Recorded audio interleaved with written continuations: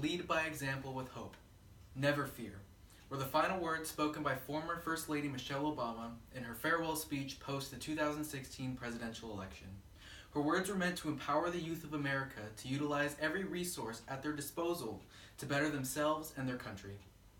In the years following the 2016 election, we have seen a number of issues being brought to the forefront.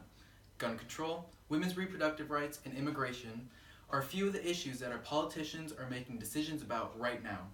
These decisions are impacting the livelihoods of people across the country and have the potential to impact the next generation of voters. Today I'm going to discuss the implication of the rising number of younger people voting in elections. First, I'm going to briefly discuss the history of voting demographics. Then I will talk about the importance for younger people to vote in any and all elections. And lastly, I will compare and contrast the voting numbers in recent elections and see how these trends can be used to predict future voter turnout. Let's begin by discussing the history of youth voter demographics. There was a time when the youth demanded a vote.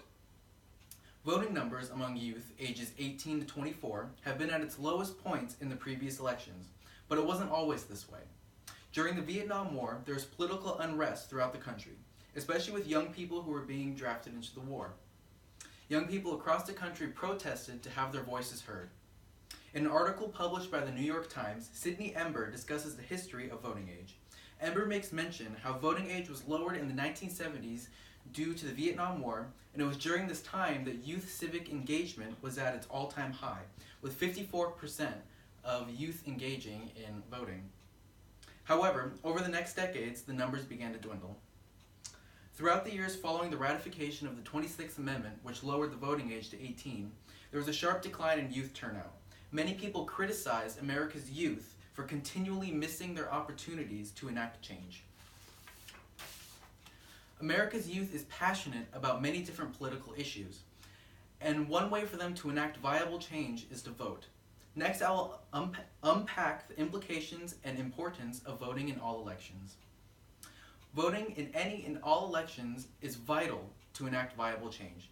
My senior year of high school, during the 2016 presidential election, my birthday, the day I turned 18, was November 7th, and election day was on November 8th.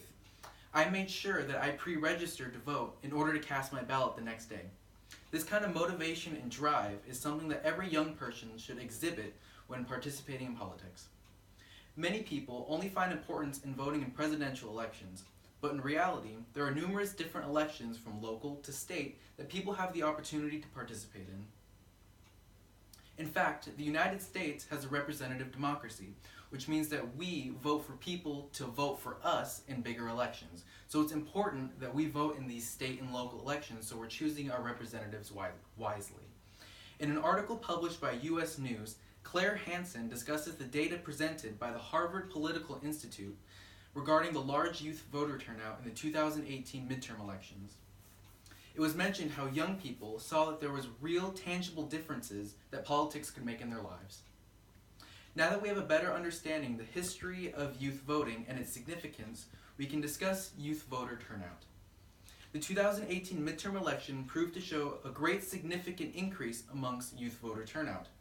We found there to be a great divide amongst politics in the last couple of years. This could be for a number of reasons, but one of the more significant ones is how the younger, more vocal groups are becoming of legal voting age and they're casting their opinions. In a study published by the Harvard Political Institute, the researcher John Fels Volpe found that in the 2018 midterm elections, approximately 31% of youth ages 18 to 29 turned out to vote in the 2018 midterms, which is a significant increase in turnout compared to the 2014 midterm elections, and was the highest youth turnout in the last 25 years. With this upward trend, we can hopefully expect the number of young voters to only increase as more people become of legal voting age as we approach the 2020 presidential election. We've taken a look at numerous different aspects of youth voting, but how does this all fit together? We have seen that there's a history to youth voting, and there was once a time when people fought for the very right to have their voice equally heard. The last decade saw a dramatic decrease in turnout, and it wasn't until recently that the numbers started to pick up again. Change is inevitable, and it's going to happen whether we take action into our own hands or continue to go with our voices unheard. Step into the shoes of the young adults that protested for their right to vote in the 1970s. Understand that they took matters into their own hands and enacted viable change, and how we have the power to do just the same.